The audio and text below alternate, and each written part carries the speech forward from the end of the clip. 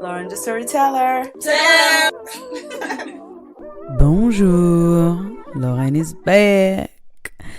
Alors, bienvenue dans ce nouveau numéro de Tell 'em Stories et on attaque le vif du sujet et on va rentrer bien en détail dans la création du personnage et comment écrire une histoire. Alors peut-être que certains d'entre vous se demandent, peut-être que vous vous demandez, oui c'est bien mignon, tu nous donnes des généralités, tu nous parles du personnage, mais qu'en est-il de la structure ? Comment je commence par quoi ? Qu'est-ce que j'écris ? Quelles sont les étapes ? Alors sachez que il faut d'abord construire le personnage, que tout l'œuvre repose sur le ou les personnages. Vous ne pourrez pas structurer d'histoire tant que le personnage ne sera pas fait.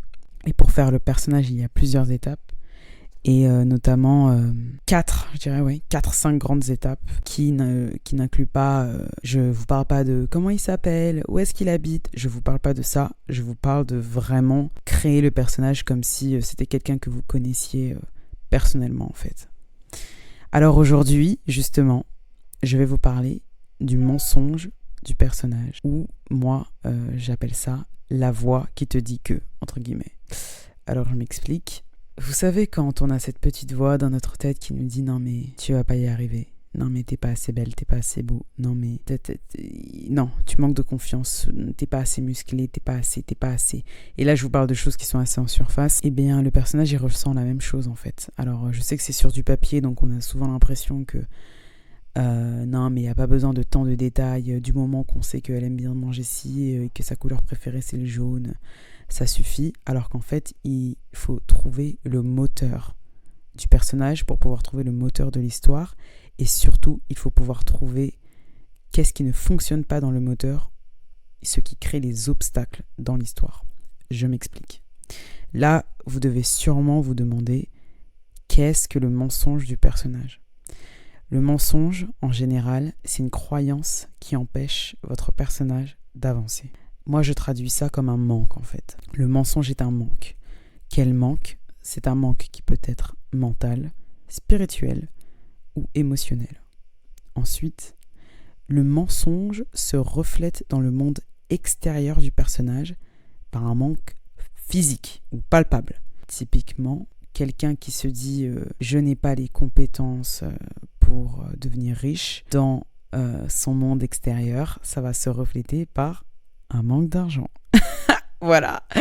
Je sais que le bas blesse, mais c'est l'exemple, je pense, qui est le plus commun à la plupart des gens et que vous pouvez tous comprendre en fait. Maintenant, à un niveau qui est un peu plus émotionnel, mental, spirituel, comme ce que je vous ai évoqué avant, ça peut être plusieurs choses. Là, les exemples que je vous donne fonctionnent pour tous les arcs, mais là, en l'occurrence, on est principalement sur l'arc du changement. Pour l'arc plat/statique ou pour l'arc négatif, le mensonge va être, en général, pas tout le temps, différent. En général, pour ces arcs-là, le mensonge n'est pas un manque, mais quelque chose que le personnage a déjà, en fait. J'espère que vous avez bien compris, la parenthèse est close. Là, on est sur l'arc du changement. Le mensonge est un manque. Pour que votre personnage évolue de manière positive, il faut que le personnage ait à faire face à un manque dans sa vie, une raison qui rend le changement nécessaire. Exemple, je n'ai pas assez d'argent, qu'est-ce que je dois faire pour en avoir plus ? Là, c'est nécessaire. Et en général, s'il s'agit d'une histoire, il y a un conflit, le personnage est au dos du mur, il faut absolument que ça change. Je vous donne l'exemple d'Harry Potter, et il ne pouvait plus vivre chez sa tante. Il faut absolument que ça change. Et en l'occurrence, c'est un jeune garçon, donc le changement vient de l'extérieur, bien sûr. Mais là, c'était plus possible, quoi. Il était dos contre le mur, il fallait un changement nécessaire. Le héros, en essayant d'accomplir son objectif dans l'histoire, aura du mal à réaliser cela, car la manière dont il se perçoit est faussée, et ce manque ou ce changement qu'il refuse de faire influence directement son évolution. Typiquement, je vous donne un exemple simple.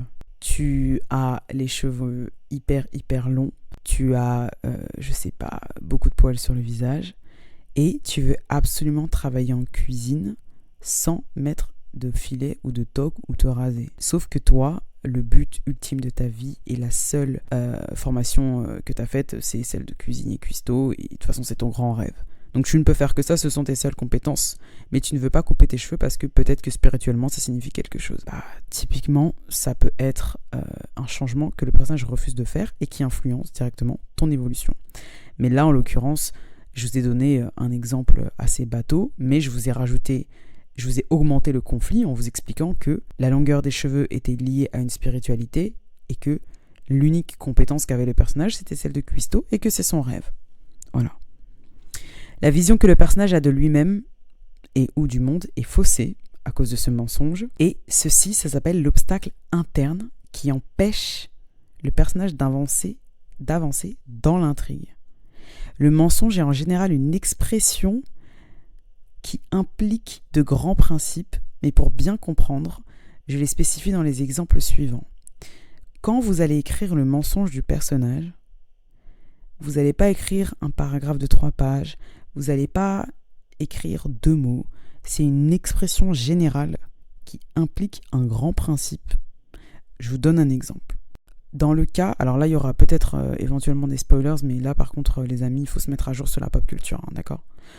Donc Daenerys Targaryen dans Game of Thrones, l'exemple de son mensonge, ça va être, ouvrez les guillemets, le trône me revient de droit car je possède la puissance, les dragons, et le sang.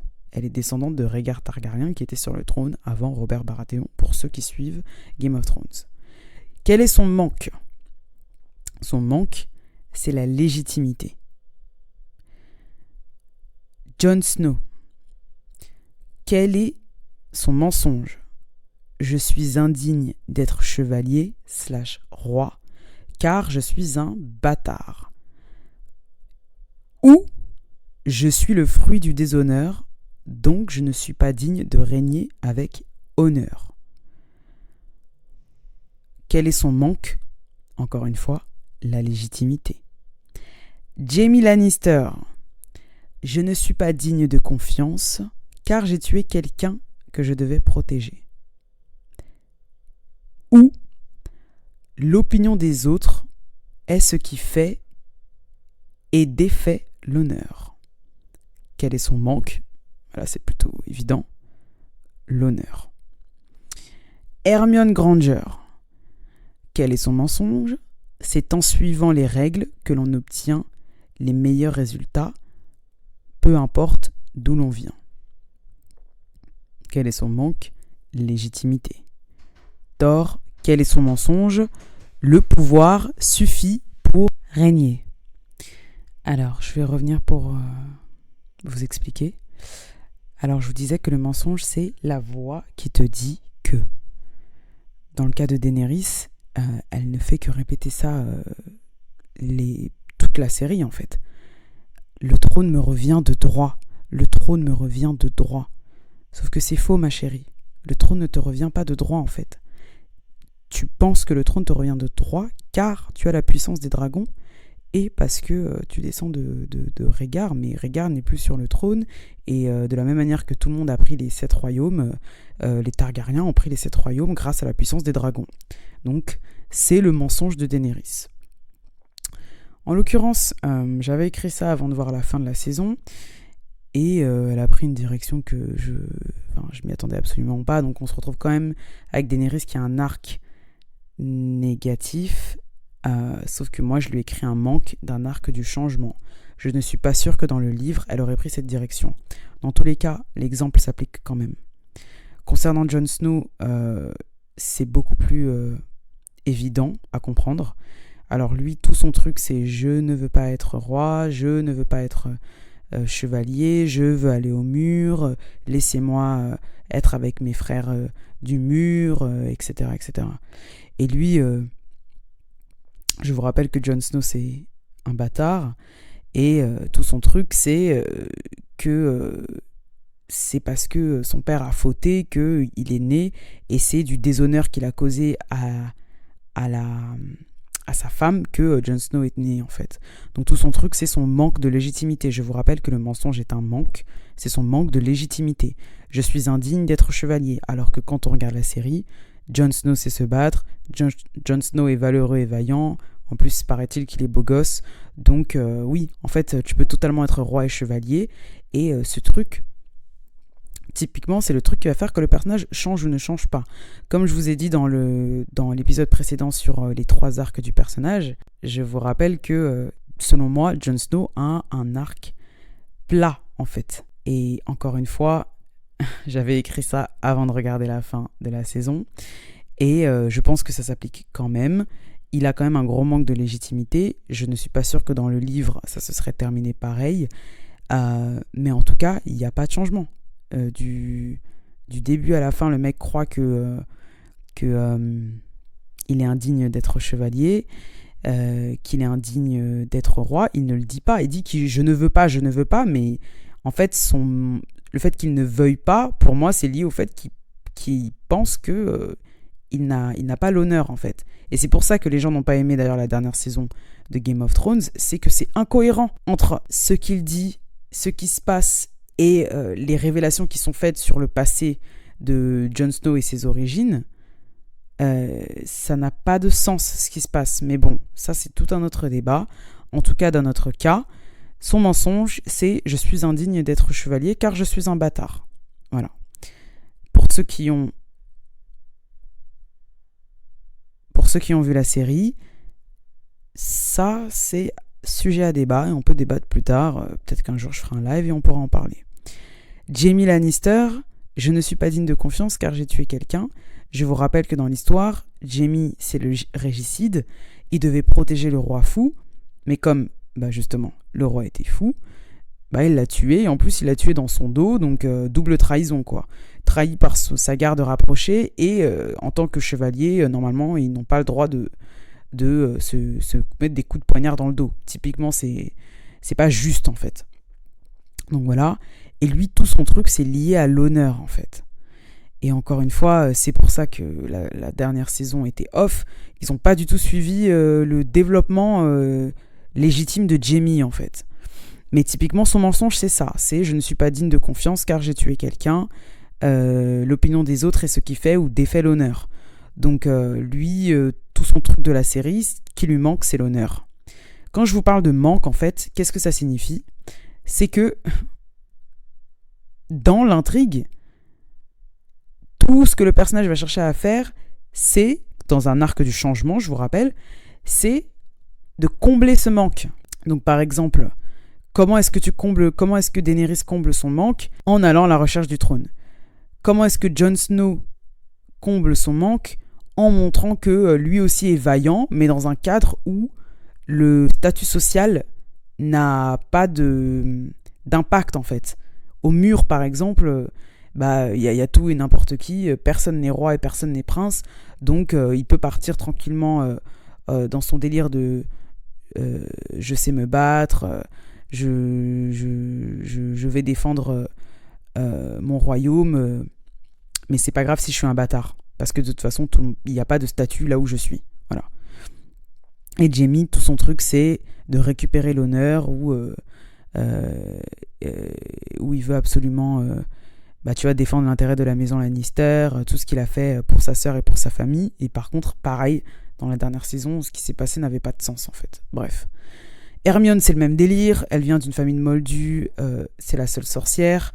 Il faut absolument qu'elle prouve, en fait, que malgré ça, elle est la meilleure. Et parce qu'elle a un manque de légitimité. Et enfin, Thor, le pouvoir suffit pour régner. Donc c'est tout son truc avec ses muscles et son marteau, alors qu'en fait ça ne suffit pas, en fait. Donc qu'est-ce que le mensonge, pour conclure ? C'est une croyance de base qui devient spécifique au passif personnel du personnage. Par exemple, dans l'histoire que j'écris, pour vous donner un exemple plus précis, l'intrigue est la suivante. C'est 3 personnages qui se rencontrent, ils sont au Togo, et arrive un événement qui les pousse à fuir le Togo, en fait. Et ils étaient inconnus, et puis au cours de ce voyage, ils se rendent au Bénin. Il leur arrive des péripéties et ils deviennent amis, en fait. Par exemple, mon personnage principal, qui s'appelle Kossi, lui, son but, c'est de récupérer ce qui lui revient dans le livre, dans l'histoire courte que j'écris. Donc son mensonge, ça pourrait être, je suis encore en train de travailler dessus, je suis indigne de récupérer ce qui me revient car je n'ai rien accompli. Dans mon histoire, Kossi a l'impression qu'il n'a rien fait de sa vie. En fait, il a un petit taf de comptable et apparemment il doit récupérer un héritage et au lieu de courir à la poursuite de cet héritage, il ne fait pas ce qu'il doit faire en fait. Donc en fait c'est son manque d'estime de lui-même qui le maintient dans un truc hyper statique où il ne va pas à la recherche de ce qui lui est dû. Voilà. On a aussi le chauffeur qui lui est quelqu'un qui est totalement insatisfait, donc c'est son manque. Et quel est son mensonge ? Son mensonge, c'est que le seul moyen de rendre sa famille heureux, c'est en faisant abnégation de lui-même. Donc il travaille des heures impossibles, il fait exactement tout ce que sa femme lui dit de faire, alors que lui, ça ne le rend pas heureux du tout, mais il se dit que c'est ce qu'il faut faire pour que sa famille soit heureuse. Donc voilà, je vous ai donné 2 exemples, j'espère que vous comprenez mieux. Alors, comment est-ce qu'on voit le produit du mensonge sur le personnage ? Par la peur, par la blessure, par une incapacité à pardonner, par de la culpabilité, par des secrets ou de la honte. Donc dans le cas des personnages que je vous ai évoqués plus tôt qu'on connaît bien, donc Hermione, Jamie, Jon Snow, tout ça, typiquement dans le cas de Jamie, le produit de son mensonge, c'est de la honte. J'ai doublement trahi quelqu'un, c'était pour défendre des gens, mais j'ai honte et je vis avec ça. Dans le cas de Jon Snow, lui il y peut rien, il est le fruit d'une trahison, enfin du moins pour ceux qui n'ont pas vu la fin de la série, et c'est une blessure. Le produit de son mensonge, c'est une blessure. Et dans le cas de Daenerys, ça peut être une incapacité, le produit du mensonge encore une fois, ça peut être une incapacité à pardonner. Elle parle tout le temps de tout ce qu'elle a vécu, mon frère a été tué, ma mère il lui est arrivé ci, mon père il lui est arrivé ça, une incapacité à pardonner. Voilà. J'espère que vous avez apprécié cet épisode, il est un peu plus long que les autres. On rentre dans des choses qui sont très techniques. Je vais retranscrire ce podcast à l'écrit une fois que le blog sera prêt. Et n'hésitez surtout pas à me poser des questions via YouTube. En fait, vous pouvez envoyer des messages sur YouTube. C'est une caractéristique qui est là depuis longtemps. Vous pouvez aussi me contacter sur mon Instagram, TelMLorraine, sur Twitter, TelMLorraine, ou via mail, TelMLorraine. Donc voilà. N'hésitez pas à vous abonner, à recevoir les notifications en appuyant sur la cloche et laisser un petit pouce bleu. Et j'aurais jamais cru que je dirais ça un jour, mais bon, apparemment c'est nécessaire. Voilà, passez une excellente soirée. Au revoir.